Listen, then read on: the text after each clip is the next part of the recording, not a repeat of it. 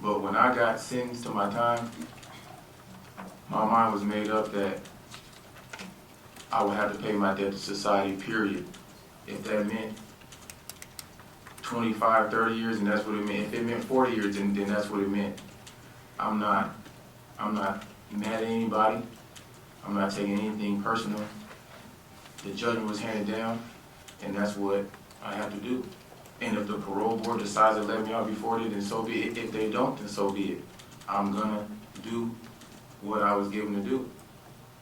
But you would much rather that the parole board let you out as soon as they can, wouldn't you? I don't think anybody wants to stay in prison. Okay, good. Okay, we've established that. And if the parole board lets you out in 2025, that's a good thing. You'd be 45 years old, right? Well, my personal opinion on that is I really don't think I'm gonna make parole my first time up. I mean, Well, and that's just my personal opinion. okay. Well, but one of the things the parole board looks at is how you've done in your institutional record, right? I believe so, I'm not positive. And what programs you've completed, right? I don't know what the parole board does or what they do. Well, does that make sense to you, Mr. Wallace, that the parole board would pay attention to what your institutional record is? Yes, it makes 100% sense to me, but I can't say what the parole board does or how they do it. I just don't know. And you've had some bumps in your institutional record, haven't you? Some bumps. You've had some trouble in the institution, and your record shows some problems, right? Problems like, what do you mean by problems? Like assault on a correctional officer. I didn't assault the correctional officer.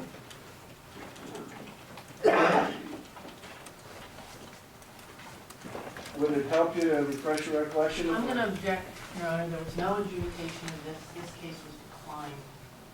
It wasn't declined by the prison authorities, Your Honor. But that isn't what the correctional officer wrote in his report, is it?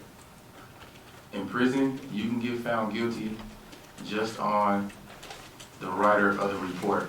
It doesn't work like how it works in a court system. It's just if the writer report, which is the CO, says that something happened, they can find me guilty solely on that. So in your institutional record, you were found guilty of assaulting a correctional officer, right? Yes, I was. And that's something that the parole board might take a look at, right?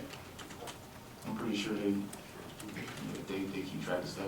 And you're in an anger management class, Yes, I am. and why are you in that class? Because I just felt like there's some things that need to be addressed as far as like, I don't really act out, but always trying to better yourself is a good thing. I mean, just trying to develop, just trying to be a better person. And you thought you needed some help in managing your anger? I didn't think I needed help. I thought that I could learn something from taking the class. And when time comes for your parole, discretionary parole consideration, they're going to look at the facts of your crime, aren't they? Yeah, I'm pretty sure they will. And so you're going to have an assault on your record. You're going to have these facts of your crime. Wouldn't it be nice to have a nice letter from the prosecutors over here about how you cooperated with them in this case? I'm going to object. That's not what he testified he was doing. I get to ask the question.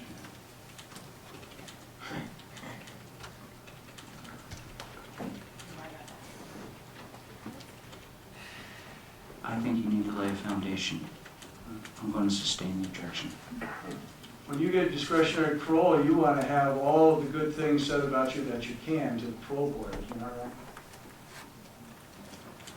Well, as far as the parole board goes, and as far as me sitting here right now, I'm not here giving my testimony because I'm trying to sway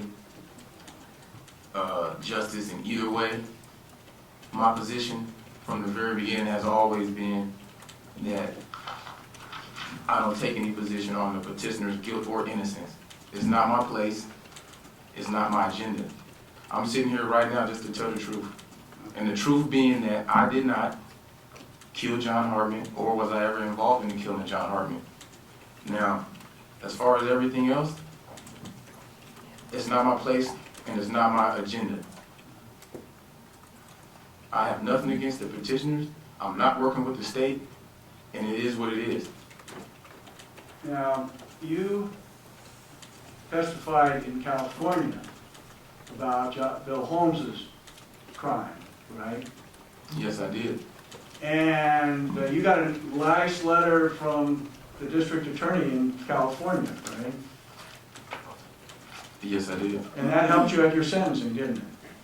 I believe so, yes. Yeah. And so it'd be nice to have a letter from these prosecutors to the parole board, wouldn't it, saying that you were cooperating? Oh, I'm not let me make it clear once again, just for the record and for everybody, I'm not cooperating with the state. The state called me as a witness because I can't just walk up here on the witness stand upon my own volition. Somebody has to call me. But I'm not with the state. I'm at a neutral ground. I'm simply here to let you and everybody else know that I did not kill John Hartman, and the allegations and the accusations that are being brought against me are lies. Whoever said I did or was involved in any type of way, they're lying. And you don't know Scott Davidson, never did. No. And you don't know Matt Ellsworth, never did. No.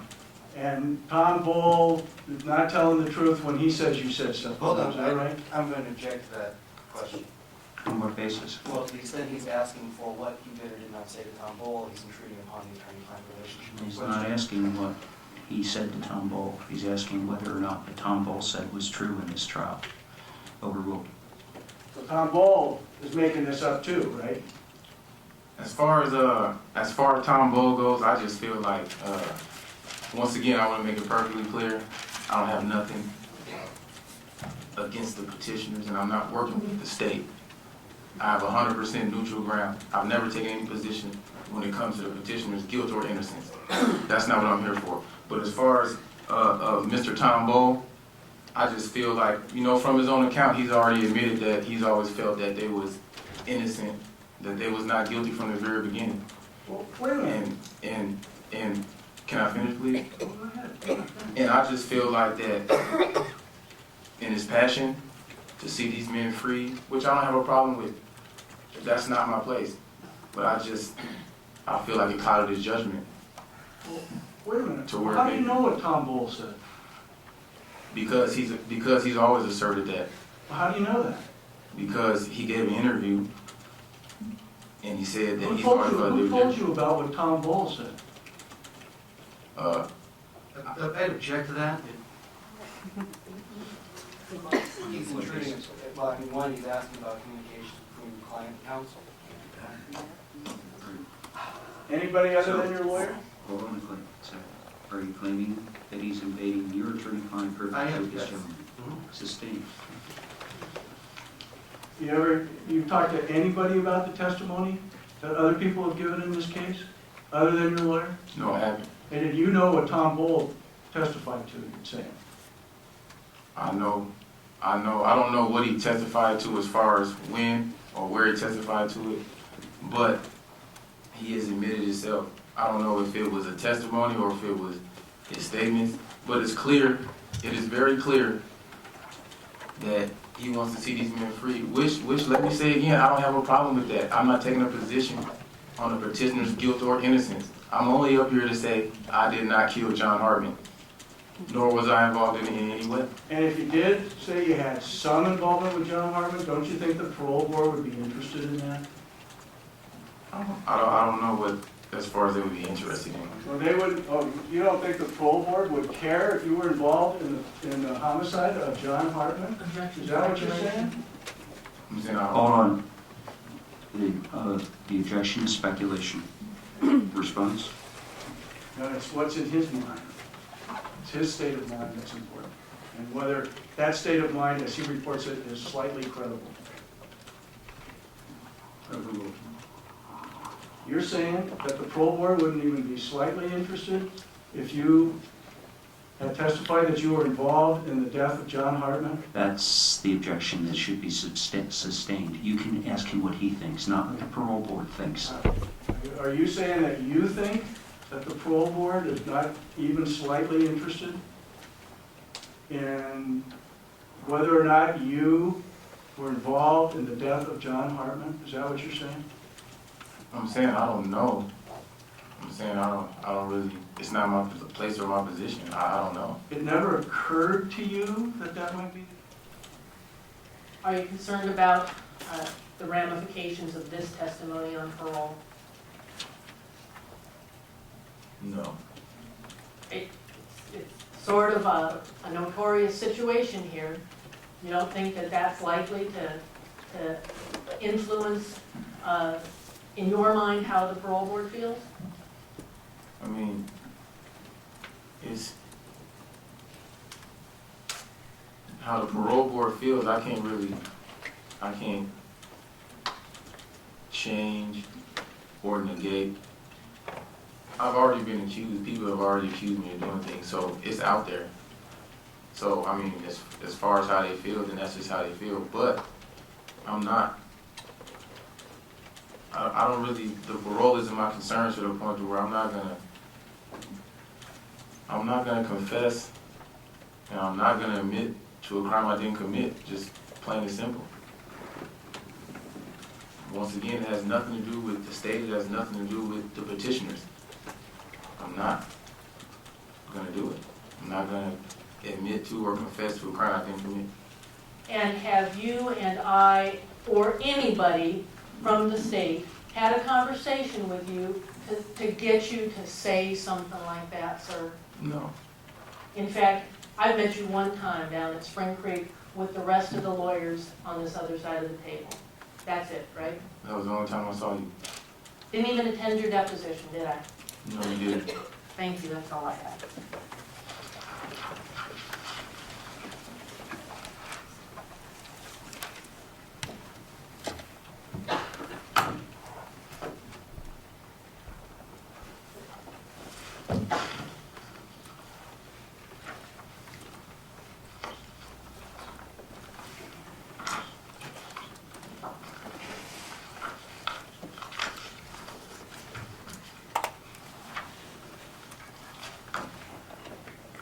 Mr. Bundy, go ahead.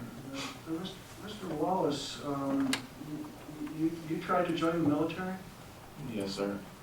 And isn't that why you were let off diversion on your assault case? No. Well,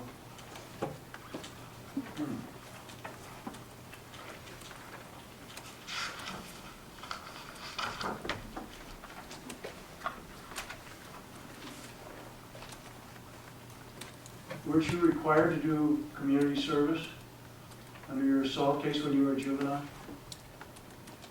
Judge, I don't have these records. I'm not aware of how they were obtained, the juvenile records. They were provided to us in discovery, Your Honor. By the state. Okay. During the, apparently in the course of the Wallace JW prosecution. 0024. Well, they were provided in discovery in this case? Yes. They were provided in discovery, I guess they're fair game. Okay, I withdraw. all right. The objection's withdrawn. So you got in trouble for assaulting a police officer, right? I didn't assault a police officer. Well, another time when you didn't assault a police officer, said you did. Is that what you're saying? It was, if my memory serves me correct, which I believe it does, it was not physical. I think it was a verbal assault. Is that part of your anger management problem? I don't know.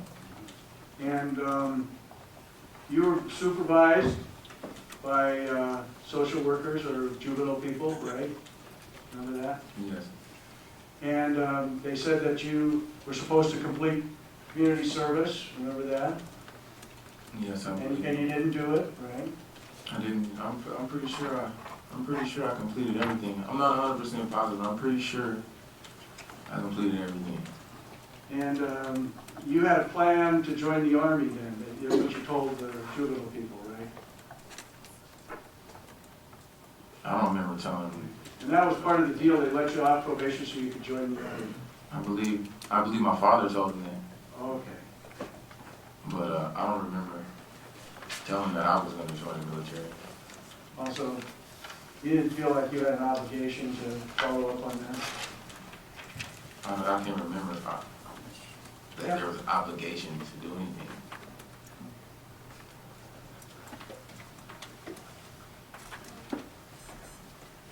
Now, you got arrested on the 27th of December 2002, right? I'm pretty sure, once again, I don't know the exact dates. And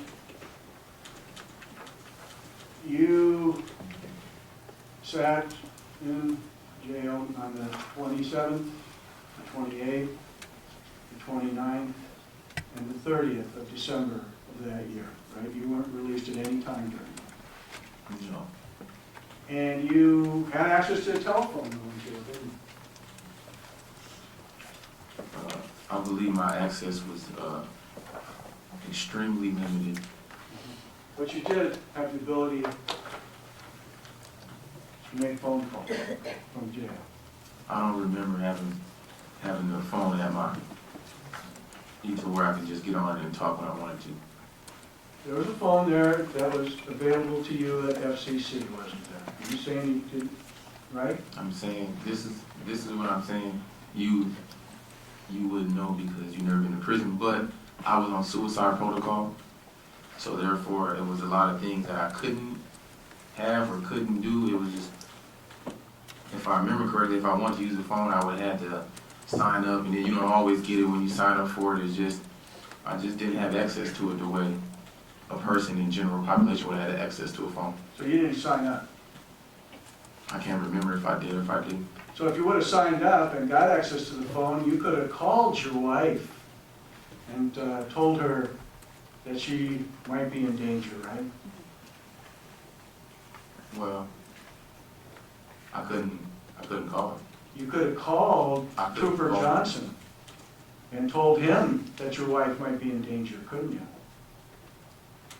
I didn't know Trooper Johnson's phone number. Or I couldn't just Oh, but at FCC, they couldn't put you in touch with the state troopers if you knew somebody was in danger? Is that what you're saying? I don't know what they could do or how they can do it. At the time, it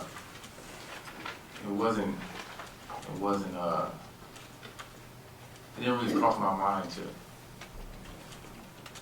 to alert the authorities. Because you didn't want to confess, or you didn't want to tell them about the arrangement you had with Bill Holmes to kill Teacka, right? I don't know what it was. You didn't want to tell them about the arrangement you had with Bill Holmes to kill Corey Spears, right? I don't know. I don't know. And you didn't want to tell them about the arson you just committed, right? I don't know. And that was more important to you than your wife's safety, is that what you're saying? That's what you're saying. That's true, isn't it? No, it's not. So, but you not once tried during those 4 days to reach out to the troopers, the police, to your wife, or anybody else to tell them that you were worried about her safety, did you? I think I did try to call my wife, but it was a long distance call and it just wouldn't go through. She wasn't local. So then what you did was you said, well, I better fess up to Trooper Johnson so he can help protect her, right? You didn't do that, right? Well, that's what ended up happening.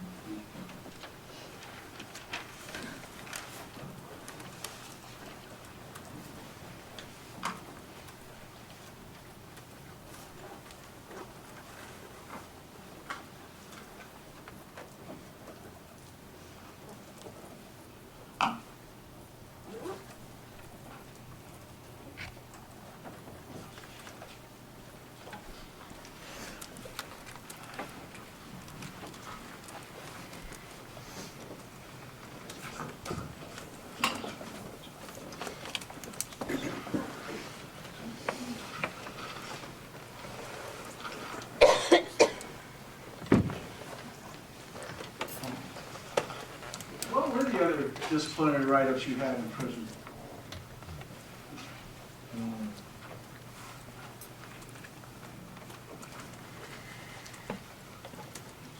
I had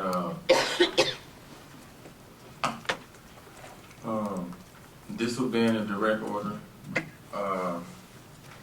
and a C1, which is a fight. Fight. Yes.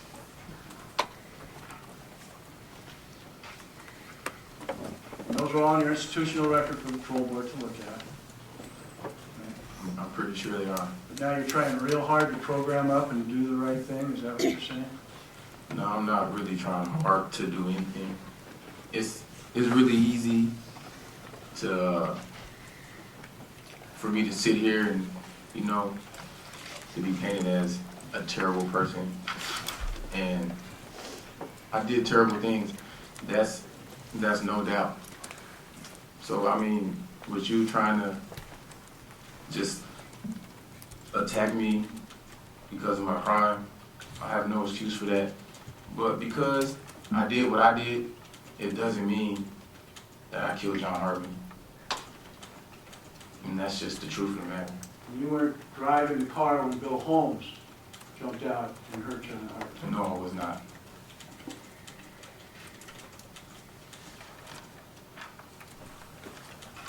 You were shown earlier this grant of immunity that you got from the state, the letter of immunity, remember that? It's Defense Exhibit EM. Yes. And it says that you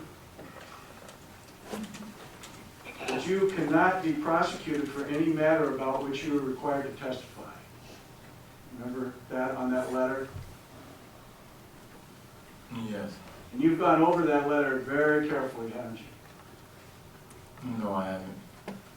Well, you've been on the direct examination the other day, Ms. Bachman asked you whether you talked to your attorney about this immunity letter, and you said that you had. Remember that? Yeah, I talked to him, and I read the letter, but I haven't gone over it thoroughly. And you spent a lot of time with your attorney on this immunity issue, haven't you? No. Well, if the FCC records show otherwise, I'm going to object, Judge. Sustained. The amount of time he spent with his attorney is confidential. It's irrelevant. well, you know, we believe under Mounty versus State, it's... It is. This objection is sustained. Move on. So in that immunity letter, it says that you can't be prosecuted for any matter about which you're required to testify, right? Yes, I believe so. And one of the first things that you were asked about by Ms. Bachman was the Hartman matter, right? So you were required to testify about the Hartman matter, correct? I'm missing. Where- I'm not following your line of question. She asked you whether you were involved in the Hartman assault and death, right? Yes, she did. And you answered her questions about that, right? Yes, I said I was not in any way, shape, form, or fashion. And so, under the terms of this letter, then you can never be prosecuted for the Hartman case, no matter who comes forward or who says what, right? Correct. And the only thing that you can be prosecuted for is if for committing perjury, not murder ever, about John Hartman, right? Correct. And the people that decide if you're going to be prosecuted for perjury are the prosecutors right here, right? Excuse me. I don't know. I don't know who's going to decide, but I'm not going to be prosecuted for perjury. I'm not committing perjury. But you don't decide that. It's the prosecution, the State Department of Law that decides if you're going to be prosecuted for perjury, right? I'm pretty sure. And you know that they're taking the position that petitioners are not innocent of that crime. You know that, don't you? I'm going to This object that beyond the knowledge of this witness, the position of the government in this case. Overruled. You know that the government, the state of Alaska, these prosecutors are taking the position that the petitioners are not innocent, right? this is what I do know. I do know that everybody has an agenda. You know, the state does, the petitioner's counsel does, and y'all agenda doesn't really concern me, but it looks like that I'm just caught in the middle of it. But my agenda is to sit here and tell the truth, And and there- which is I did not kill John Hartman, or was I involved in any way in killing John Hartman. Now, your agenda and the state's agenda is not my concern. I don't have any position on the petitioner's guilt or innocence. I've never took a stance on it, and I never will. And I'm not working for the state. The state And that gets is, to and decide that is my if position, you're and that's what it's prosecuted. always been. The state gets to decide if you're prosecuted for perjury, and only the state, isn't that right? I don't know what the state does or how the state does it. Once again, I'm here, not taking sides. I'm not trying to tip the scales of justice in any way. I'm clearly here to tell the truth, and the truth being that I did not kill John Hartman, nor was I involved in it in any way. And until you got that grant of immunity, you refused to say anything at all, didn't you? Well, it's really easy for somebody in my position to be made, just like how you're doing, just how you'll probably continue to do and all your constituents will, to make me look like a terrible person. And you know what? I probably was a terrible person. I did terrible acts. But that doesn't mean that I did this. That doesn't mean I killed John Hartman. And who's ever accusing me of doing this is lying. I don't care who it is. All of them, Yes, all of them. yes, Every single one is lying. yes. And you're the only one telling the truth. If that's what it is, yes, I'm telling the truth. That's all I have, Your Honor.